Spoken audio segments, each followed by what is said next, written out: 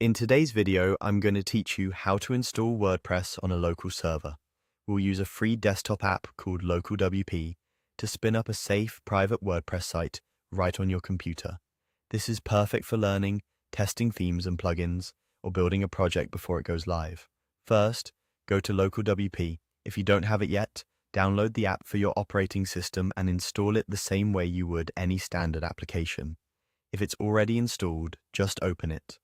Local WP bundles everything WordPress needs, like PHP, a database, and a web server, so you won't have to configure those pieces yourself.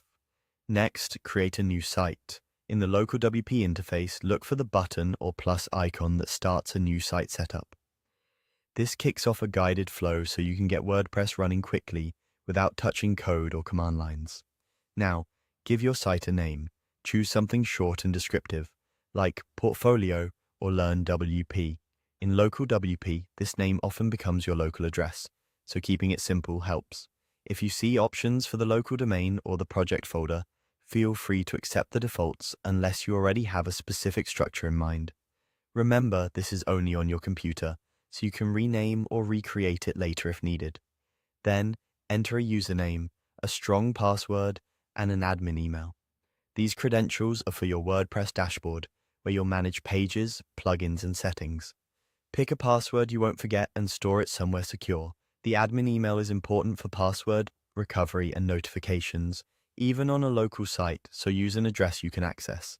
Don't lose these details, you'll need them to log in. Click Add Site to finish. Local WP will download WordPress, create the database, and configure everything automatically. Your computer may ask for permission to make changes. Approve that so the setup can proceed.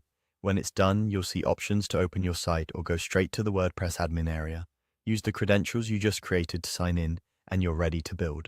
Finally, go to a guide on how to change the admin email in WordPress if you used a placeholder during setup or want to switch addresses later. It's a quick process and a helpful follow-up after your initial install. That's it. You went to Local WP, created a new site, named it, set your admin credentials, added the site type, and reviewed how to adjust your admin email later. You now have a local WordPress environment where you can experiment freely and learn with zero risk. Thanks for watching and happy building.